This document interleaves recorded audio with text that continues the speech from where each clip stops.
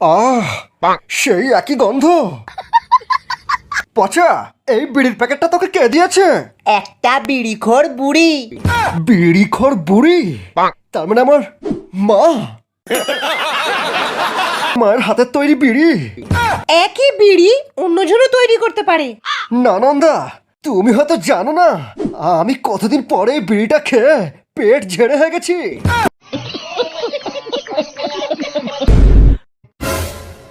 মা,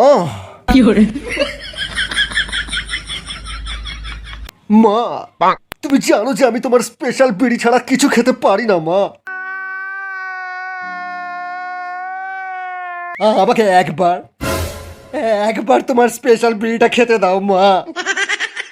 কতদিন আমার পায়খানা ক্লিয়ার হয়নি মা, একবার।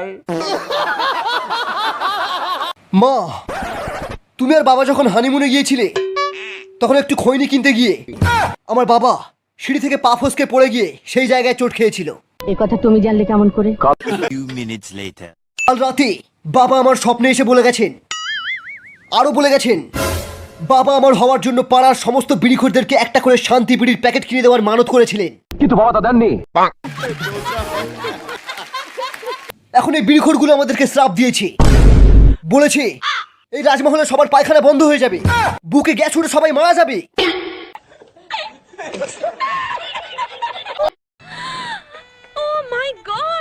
সারাদিনে কটা বিমল খাস?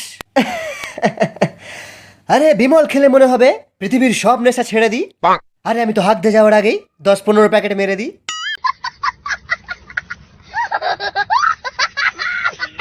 বাবা, আমার বাইকে তেল শেষ হয়ে গেছে। কাল তো 50 টাকা দিলাম। 50 টাকা? থু, শালা 50 টাকা তেল তো রাস্তার জামেতেই শেষ হয়ে যায়। পেট্রোলের দাম অনেক বেড়ে গেছে, তোকে আর বাইকই চালাতে দেবো না।